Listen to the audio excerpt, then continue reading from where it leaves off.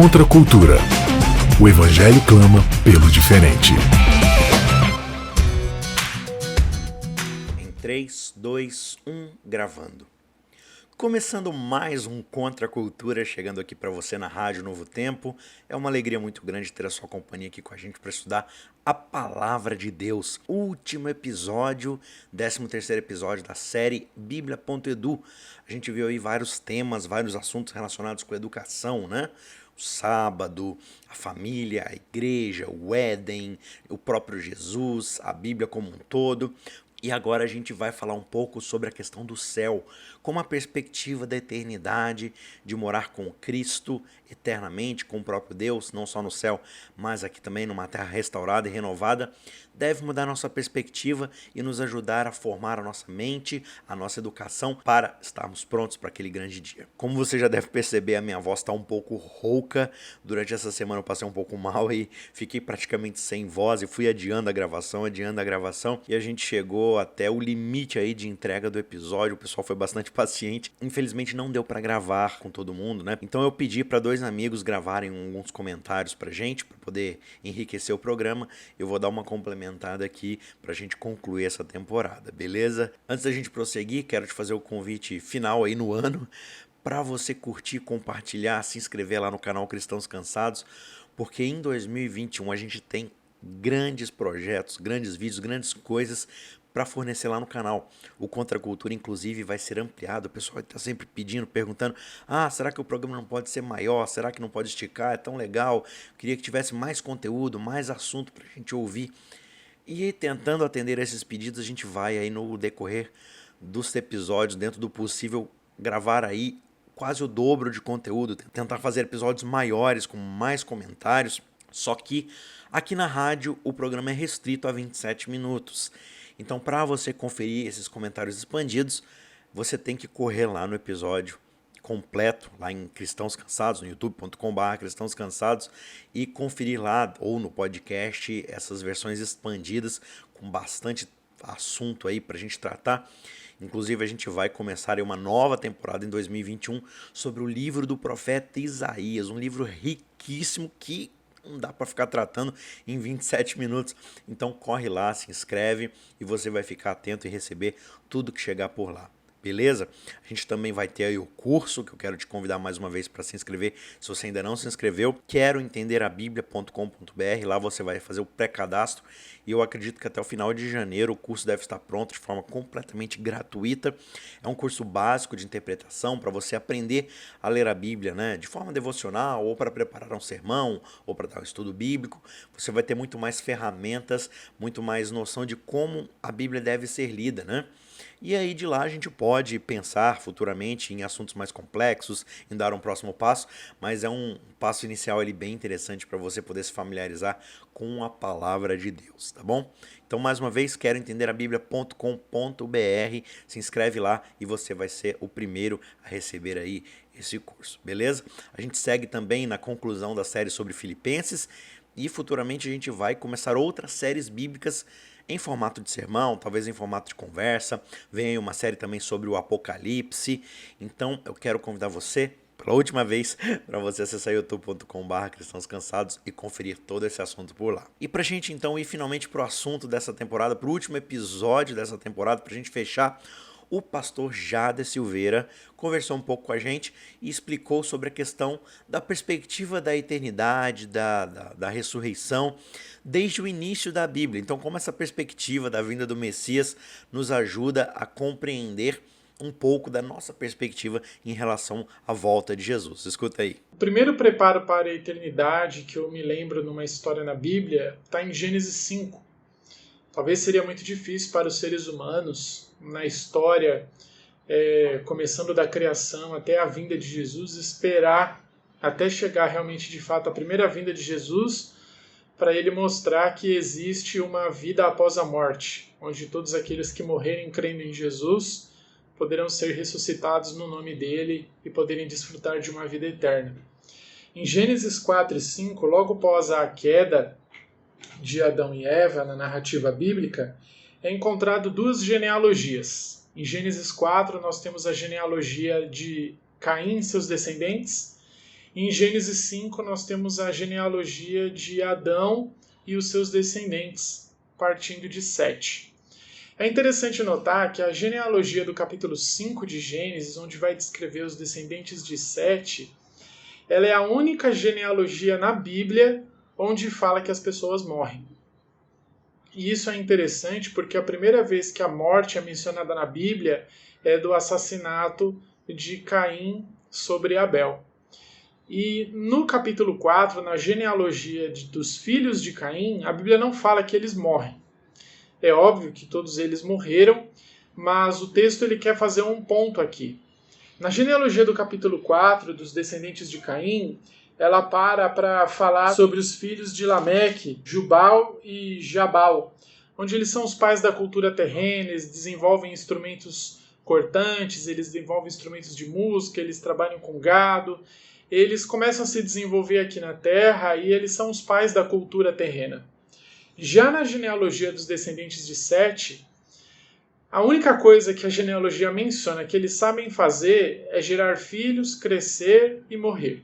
Gerar filhos, crescer e morrer. Gerar filhos, crescer e morrer. E parece que a única perspectiva para o ser humano aqui na Terra é nascer, crescer, gerar filhos e morrer. Mas a genealogia ela é interrompida com a vinda de Enoque. Enoque, um homem que é transladado por Deus, ele não morre. Assim, Enoque ele quebra esse ciclo de morte que o pecado trouxe a esse mundo. Enoque é um vislumbre de que existe algo além da morte. Enoque é um vislumbre de que a nossa vida ela não se restringe somente a essa vida aqui na Terra. E de que existe algo maior e melhor preparado para o ser humano. Nós estamos vivendo um acidente nesse mundo. Nós estamos vivendo uma fatalidade. E a transladação de Enoque é um lembrete de esperança para todos aqueles que se forem fiéis a Deus, para todos aqueles que crerem em Deus, de que a morte não é o fim. E entramos na questão de como se preparar para essa vida eterna. Muitas vezes nós passamos por um preparo comportamental. Nós achamos que o preparo para a vida eterna é comportamental. Se eu fizer tal coisa, se eu fizer tal coisa, se eu fizer isso, se eu fizer aquilo, eu estarei preparado para a vida eterna. E muitas vezes nós focamos nas coisas que nós vamos fazer na vida eterna, né? Nós imaginamos várias coisas, nós imaginamos quem nós vamos encontrar, mas esse preparo para a vida eterna consiste em conhecer aquele que nos dá a vida eterna. O verdadeiro preparo para a vida eterna está em desfazer a mentira que Satanás criou na mente do ser humano, em desfazer a falsa imagem que Satanás criou na mente das pessoas. Quero ler para vocês João no capítulo 16. Mateus, Marcos e Lucas, eles falam um pouco sobre o tempo do fim, e parece que aparentemente João não fala. Mas João ele menciona o tempo do fim de uma perspectiva mais relacional. Os sinóticos eles mencionam uma perspectiva mais de acontecimentos, e João ele enfatiza o tempo do fim de uma perspectiva relacional entre os seres humanos e Deus. E no capítulo 16, o verso 2 diz o seguinte: Eles vos expulsarão das sinagogas, mas vem a hora em que todo o que vos matar julgará com isso tributar um culto a Deus. E isso farão porque não conhecem o Pai e nem a mim. Veja que as pessoas aqui descritas nessa cena horrível, elas são religiosas. Elas estão matando pessoas em nome de Deus. Portanto, cabe aos que realmente conhecem a Deus, porque o texto bíblico fala que eles fazem isso porque eles não conhecem a Deus, desfazer as mentiras que Satanás fez aqui na terra. O nosso preparo para a vida eterna, onde a Bíblia menciona isso várias vezes, no qual não vou entrar agora, é a gente desfazer as mentiras que Satanás criou aqui no mundo a respeito de Deus. Muitas pessoas olham para a cruz e elas veem um motivo de humilhação, de vergonha, mas para aquele que realmente conhece a Deus, para aquele que realmente estuda, ele vai entender que a cruz é o maior símbolo do amor, que a cruz é o nosso acesso à eternidade. A cruz é o nosso acesso à presença de Deus, sem medo, sem culpa e sem vergonha. Na eternidade, nós vamos conhecer mais do caráter de Deus. Na eternidade, nós vamos entender mais a respeito de quem Deus é. E, portanto, o nosso preparo aqui nessa vida para a eternidade passa em revelar o verdadeiro caráter de Deus para as pessoas aqui na Terra. A lição ela menciona, né, o 1 Coríntios 2,9, nem olhos viram, nem ouvidos ouviram, nem jamais penetrou no coração humano o que Deus tem preparado para aqueles que o amam. Se o nosso preparo para a eternidade ele passa aqui na Terra, esse verso de 1 Coríntios 2,9, ele vem falando de um acontecimento aqui da Terra. Normalmente a gente para no verso 9, mas presta atenção no verso 10. Mas Deus nos revelou pelo Espírito, porque o Espírito a todas as coisas prescruta, até mesmo as profundezas de Deus. E aqui mostra que somente aqueles que amam a Deus verdadeiramente, eles vão poder compreender o sentido real da cruz. Somente aqueles que amam a Deus verdadeiramente, eles vão querer que todas as pessoas desfrutem, que todas as pessoas elas tenham uma oportunidade de participar com Cristo na vida eterna. E isso passa por revelar a verdadeira identidade, por revelar o verdadeiro caráter de Deus aqui na Terra. As pessoas não têm vontade de desfrutar a vida eterna quando você faz essa pergunta para um descrente, porque a perspectiva dele de vida eterna é esse mundo. E esse mundo só traz perspectivas destruidoras. Esse mundo ele não traz a esperança. A pessoa que ela é lógica, que ela é realista com aquilo que ela vê nesse mundo, esse mundo não nos traz esperança. A única maneira desse mundo trazer esperança é quando essa esperança ela vem de fora desse mundo. É quando essa esperança ela vem do alto. Aí sim essa pessoa ela passa a ter um desejo de desfrutar a eternidade. Não pelas coisas que Deus vai nos proporcionar na eternidade, mas por estarmos desfrutando da presença de Deus. A eternidade ela só faz sentido porque nós estaremos num relacionamento com Deus e não com as coisas que Ele vai proporcionar. Esse seria um objetivo egoísta, né? De querer a eternidade para desfrutar as coisas e não do eterno. Olha só que interessante, né, que ele falou esse ponto aí sobre a gente achar que conhece a Deus e a gente faz coisas que às vezes vão envergonhar o nome de Deus, né? E trazer opróbrio para o nome de Deus. Então, a nossa noção de quem é Deus deve moldar a nossa preparação para o futuro, para a eternidade. E muitas vezes a gente não conhece a Deus. A gente conhece versões do que a gente acredita ser Deus, do que a gente formulou na nossa mente, criou na nossa cabeça, né? E às vezes a gente trata mal as pessoas em nome de Deus, da religião, coisas que são contrárias ao nome de Deus, contrárias àquilo que Ele deseja, à sua vontade. E já que o pastor citou João aí, eu queria ler com você aqui, João 17, verso 3. A oração sacerdotal de Jesus se inicia de um jeito muito bonito. Jesus diz assim: a vida eterna é esta, que te conheçam a ti, o único Deus verdadeiro, e a Jesus Cristo a quem enviaste. Então, a noção da vida eterna passa por conhecer quem é Deus. Se a gente não conhece quem é Deus, como é que a gente vai se relacionar com Deus? Né? No seu sermão escatológico, né, sobre o futuro, sobre a sua vinda, Jesus fala várias vezes dessa perspectiva de um relacionamento que não acontece porque eles não se conhecem. Né? Às vezes o noivo, lá na parábola das virgens, né, ele diz, olha, eu não conheço vocês. E aí como é que a gente vai ter um relacionamento eterno se a gente não se conhece? Você não está preparado para esse relacionamento, você não quer, né? O pastor Jada falou assim, essa perspectiva de querer a eternidade simplesmente por motivos egoístas, para não perecer, para não morrer, mas de fato a gente não quer ter um relacionamento com Deus. Então, se preparar educacionalmente para essa eternidade passa por conhecer a esse Deus. A gente não consegue ter vida eterna se a gente de fato não conhecer a Deus de forma íntima, de forma relacional, certo? Um outro convidado nosso aqui, o pastor Fábio Martinelli, também conversou um pouco com a gente sobre essa perspectiva frustrada que muitas vezes a gente tem de conhecer as coisas, mas a gente não conhece tudo, né? A gente é limitado dentro do nosso conhecimento e ele vai falar um pouco para a gente sobre como a gente deve reverter esse quadro, essa situação. Dá uma conferida aí. Eu gostaria de ler com você um texto bem conhecido da Palavra de Deus, talvez você já saiba de memória, e está em João, capítulo 3, versículo 16, que diz assim: porque Deus amou o mundo de tal maneira que deu o seu Filho unigênito para que todo aquele que nele crê não pereça, mas tenha a vida eterna. Amigo, esta é uma promessa extremamente poderosa que nós encontramos na Palavra de Deus. E essa promessa ela é tão poderosa que ela pode mudar inclusive a minha vida hoje. Ela me alcança hoje, é uma promessa para o futuro, né? Vida eterna, né? A volta de Jesus, tudo que ele nos prometeu, mas é algo que realmente pode transformar a minha vida hoje. E eu vou te mostrar como.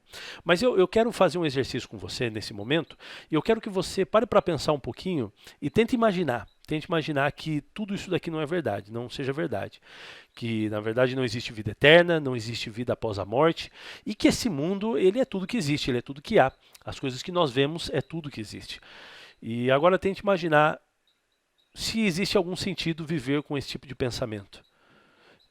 Se existe sentido você sair para trabalhar todos os dias, existe algum sentido você ser uma pessoa boa ou uma pessoa má, se existe algum sentido você ter sonhos, você querer fazer, você querer realizar, sabendo que depois que você morre, nada disso vai frutificar para alguma coisa. Você pode até tentar construir, não, mas olha, eu estou construindo para os meus filhos e netos.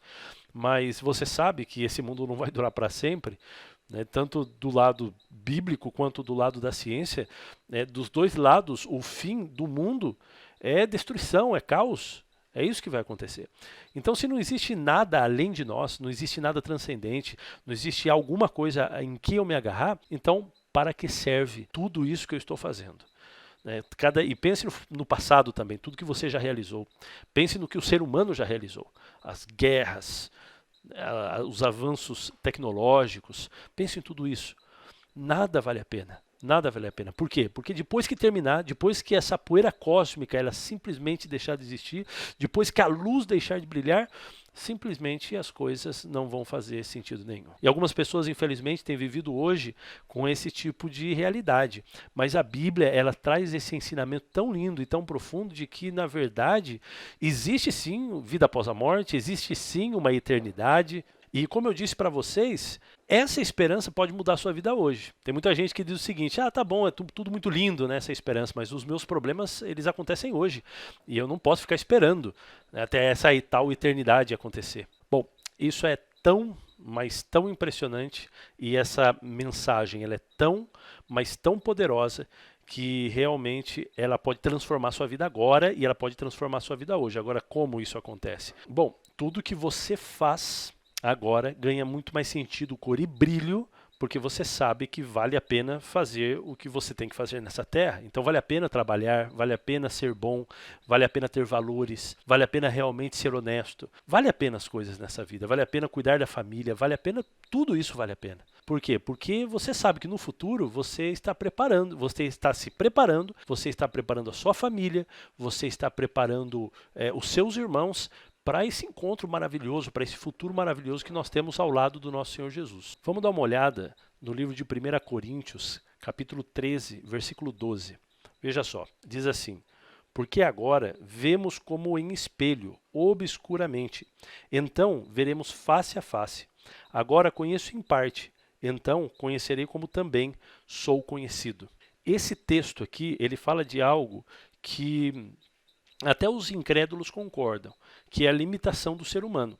Nós, seres humanos, nós somos limitados em nosso conhecimento, em nossas capacidades. Existem problemas para o ser humano que são basicamente impossíveis de serem resolvidos. Nós estamos vendo aí a dificuldade que o ser humano, né, no mundo inteiro, né, está enfrentando com a questão da pandemia, com a questão do coronavírus.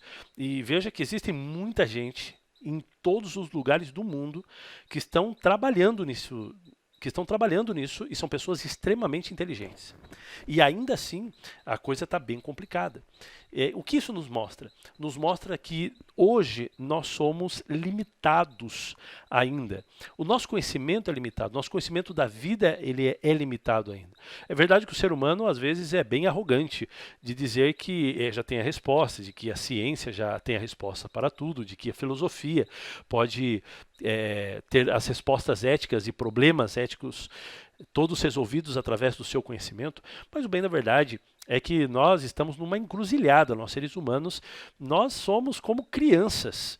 Nós somos como crianças que não compreendemos ainda tudo como funciona no mundo, como funciona o mundo. Mas, diferentemente do que as pessoas, os incrédulos, eles afirmam e também acreditam, conforme a palavra de Deus que nós vimos aqui, de que o ser humano de fato é limitado, porque eles sabem disso, a Bíblia termina de uma maneira diferente. Ela diz assim, que ainda que hoje nós somos limitados, vai haver um tempo em que essa limitação, né, essa imaturidade, ela vai ser dissipada. E aquilo que nós vemos ainda como de maneira obscura vai ser revelado de maneira completa, quando nós tivermos esse encontro físico, real, com o nosso Senhor Jesus Cristo.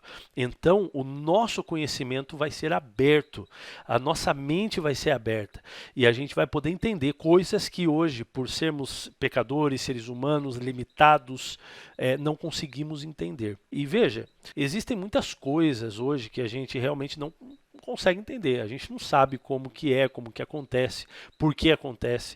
Vamos pensar um pouquinho na nossa vida prática. Você já se perguntou alguma vez, fez aquela pergunta clássica, por que, Senhor? Por quê? Por que isso teve que acontecer? Por que esse tipo de coisa, eu tive que passar por isso? E de repente você ora a Deus em busca de alguma resposta, você vai à Bíblia, vai à palavra de Deus em busca de alguma resposta, e realmente não existe. Ela não está, e você fica perplexo, você fica incomodado, porque você não tem essa resposta. Agora nós estamos enxergando de maneira obscura, a gente enxerga meio embaçado ainda, mas vai chegar um tempo em que aquilo que não foi revelado será revelado. Agora a gente vai lá para Apocalipse capítulo 20, versículo 4, e a gente vai dar uma olhada ali sobre algo que vai acontecer no futuro, que também colabora com aquilo que Paulo está escrevendo lá em Coríntios. Então vamos dar uma olhada em Apocalipse 20, versículo 4. Diz assim, ó: Vi também tronos, e nestes sentaram-se aqueles aos quais foi dada a autoridade de julgar. Vi ainda as almas dos decapitados por causa do testemunho de Jesus, bem como por causa da palavra de Deus. Tantos quantos não adoraram a besta, nem tampouco a sua imagem, e não receberam a marca na fronte e na mão. E vieram e reinaram com Cristo durante 1000 anos.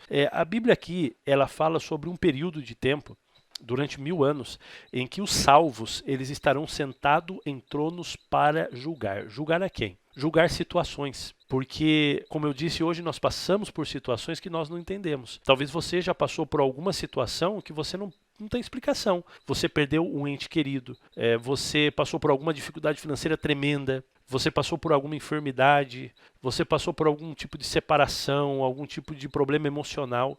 E talvez você se perguntou, Senhor, por quê? Por que isso está passando comigo? Por que eu tenho que passar por isso? Por que o mundo está nessas condições?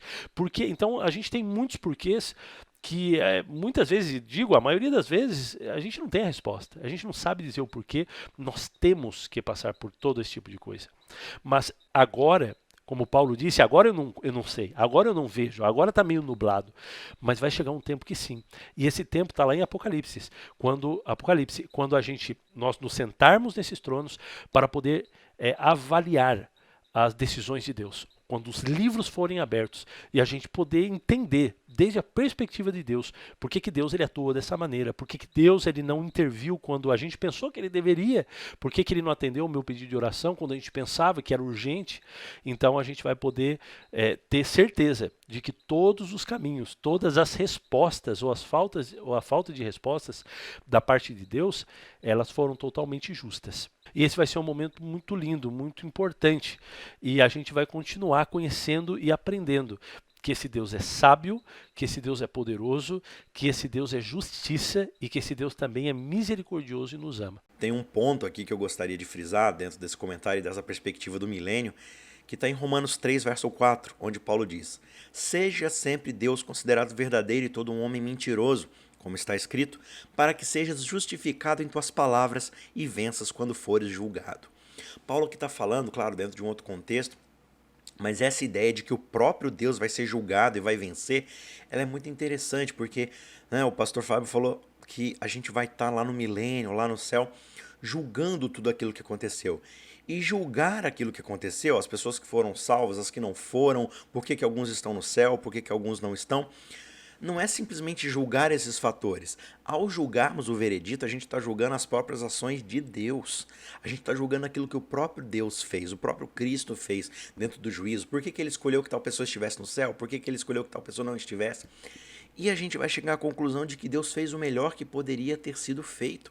Porque, veja, a grande ideia é que a gente não pode começar a eternidade se ainda existir dúvida no nosso coração. Se a gente ainda servir Deus por medo, né? Porque veja, qual que é a ideia aqui? Após o milênio, o que vai acontecer? Vai ser a destruição dos ímpios de forma definitiva, o juízo final, né? O veredito final, o lago de fogo para todos aqueles que não aceitaram a eternidade. E se a gente chegar nesse julgamento, nesse veredito, ainda duvidando nas motivações de Deus, a gente vai começar a eternidade como pessoas que servem a Deus por medo, e não por amor, e não por conhecer de fato o caráter de Deus. E se a nossa motivação principal é o medo, então a semente do pecado continuará por toda a eternidade. Então a eternidade estará sempre a um passo de acabar, a um passo de ser prejudicada. Então toda dúvida, todo medo deve ser completamente tirado do nosso coração. E a gente só vai fazer isso mediante um longo processo de educação da nossa mente, para que a gente possa conhecer esse Deus, para que a gente possa ter plena confiança de que Deus sempre agiu no melhor interesse do universo, de todas as coisas, e não apenas pensando nele mesmo, né? Mas pensando no bem de cada um de nós. Que Deus maravilhoso, né? Esse Deus que nos educa, que nos permite ter um coração aberto para conhecê-lo cada vez mais e assim colocarmos o pé na eternidade de forma segura, plena, para que a gente possa usufruir de uma terra recriada, restaurada, com toda certeza de que aquilo será duradouro, porque nós estaremos na presença do próprio Deus, aprendendo por toda a eternidade. A gente se vê na semana que vem para iniciarmos a nova temporada sobre o livro de Isaías. Eu espero você lá. Fique com Deus. Um abraço. Tchau, tchau. Contra a cultura. O Evangelho clama pelo diferente.